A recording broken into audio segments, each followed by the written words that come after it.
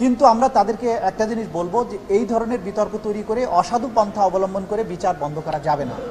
দায়িত্ববোধ, আমাদের জাতির প্রতি আমাদের অঙ্গীকার, এগুলোর মাধ্যমে আমরা তাদের সকল ষড়যন্ত্রকে ব্যর্থ করে দেব এবং এই বিপ্লবের অর্জন, এই শহীদের রক্তের মাধ্যমে যে অর্জিত বিপ্লব, তার যে অর্জন, সেটাকে আমরা ব্যর্থ হতে দেব না হবে এবং দৃষ্টান্তমূলক শাস্তির মুখোমুখি করা হবে। আমরা এটা খুব সিরিয়াসলি নিয়েছি এবং উদ্বেগের সাথে এটা নিয়েছি। আমরা এটাকে নিশ্চিদ্র করার জন্য প্রয়োজনীয় তদন্ত কাজ চালাচ্ছি। আমরা যাকে পাবো এটার জন্য দায়ী, তার বিরুদ্ধে যথাযথ ব্যবস্থা গ্রহণ করবো। যেহেতু তদন্তাধীন, আমরা শিওর বলছি না, তবে বোঝা যাচ্ছে যে এখান থেকে কোথা থেকে হচ্ছে, কারণ অর্ডারটা হওয়ার আগ পর্যন্ত কিন্তু কেউ জানতে পারছে না। অর্ডারটা যখন কোর্টে হচ্ছে তাৎক্ষণিকভাবে জানানো হচ্ছে, তার মানে বোঝা যাচ্ছে জানানোর কাজটা অর্ডার হওয়ার সাথে সাথে এখান থেকে কোনো না কোনো জায়গা থেকে যাচ্ছে, ন্যাচারালি এই বিল্ডিংয়ের মধ্য থেকেই যাচ্ছে বলে আমাদের কাছে মনে হচ্ছে। তবে এটা অন্য কোনো লোকও হতে পারে, তদন্তের পরেই বলা যাবে।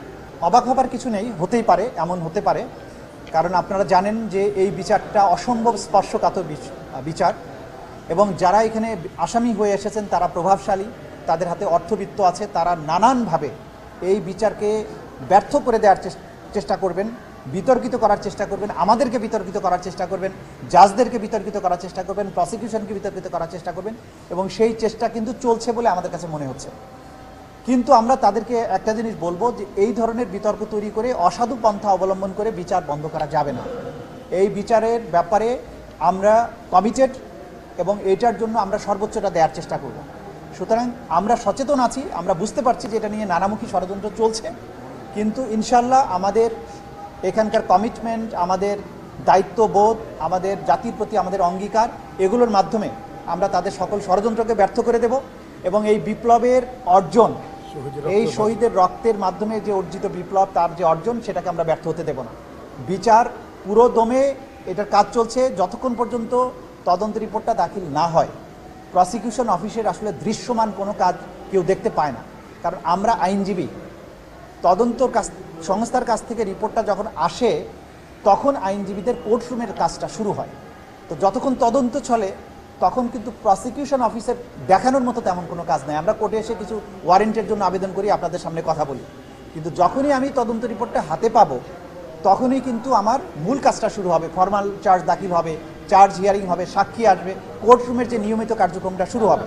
কিন্তু এইটা আমি করতে পারবো না যতক্ষণ তদন্ত সংস্থা আমাকে রিপোর্টটা না দেবে। তদন্ত সংস্থা একটা স্বাধীন সংগঠন, তারা স্বাধীনভাবে তদন্ত করেন। সে কারণে তদন্ত সংস্থার রিপোর্ট প্রাপ্তির জন্য আমাদের অপেক্ষা করতে হচ্ছে। পাওয়া মাত্র আপনারা দেখবেন প্রসিকিউশন কিভাবে তার দায়িত্ব পালন করে।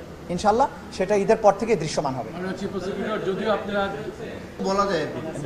সেটা হচ্ছে যে এই চানখারপুলে কিন্তু শহীদ আনাসকে হত্যা করার ঘটনাটা এর মামলার মধ্যে সম্পৃক্ত, যে মায়ের কাছ থেকে অনুমতি না নিয়ে পালিয়ে এসে আন্দোলনে যোগ দিয়েছিল এবং একটা চিঠি লিখে এসেছিল, হৃদয়স্পর্শী চিঠি। সেখানে সে বলেছিল যে মা, এই আন্দোলনে যোগ না দিয়ে আমি থাকতে পারলাম না, তোমাকে বলে গেলে হয়তো যেতে দিতে না, কিন্তু যখন দেখছি আমাদের ভাই বোনেরা আন্দোলনে যাচ্ছে, পঙ্গু মানুষের আন্দোলনে যাচ্ছে, দেশের জন্য তারা জীবন দিচ্ছে, তখন যদি আমি ঘরে বসে থাকি অপরাধী মনে হবে। তাই তোমাকে না জানিয়ে আন্দোলনে গেলাম, আমি যদি ফিরে না আসি তাহলে মনে করবে তোমার ছেলে দেশের জন্য জীবন দিয়েছে। এবং সে বলেছে যে জীবনের সব অপরাধের জন্য ক্ষমা চাই। এই যে একটা কিশোরের আকুতি ছিল দেশকে মুক্ত করার জন্য, এবং মাকে না বলে এসে আসলো এবং সেখানে গলির মধ্যে একটা দোকানে গুলি বর্ষণের সময় সে আশ্রয় নিয়েছিল। সেখানে গিয়ে ঠান্ডা মাথায় তাকে গুলি করে হত্যা করা হয় এবং যে গুলি করেছে তাকে আইডেন্টিফাই করা হয়েছে, তাকে গ্রেপ্তারও করা হয়েছে। এই মামলার এই হৃদয়স্পর্শী কাহিনী সম্পৃক্ত আছে। তো আমরা যেগুলো তথ্য পেয়ে গেছি, এই চূড়ান্ত রিপোর্টটা পরপরই ঈদের পরপরই আশা করি আমাদের হাতে আসবে এবং সেটারও বিচার প্রক্রিয়া শুরু হয়ে যাবে। আমরা এইসব শহীদদের পরিবারের প্রতি, শহীদদের প্রতি যে দায়িত্ব, সেটা আমরা পালন করব।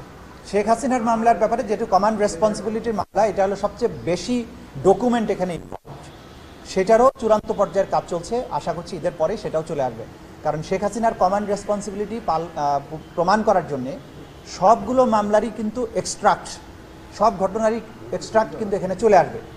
এর বাইরে যে সেন্ট্রাল তার যে সমস্ত ব্যাপার স্যাপার ছিল সেগুলো এখানে আসবে। সুতরাং এটা অনেক বড় মামলা, সেই জন্য এটা একটু বেশি সময় লাগছে, বাট এটাও আমরা আশা করছি ঈদের পরপরই এটাও চলে আসবে আমাদের কাছে। Thank you. ঈদ মোবারক সবাইকে।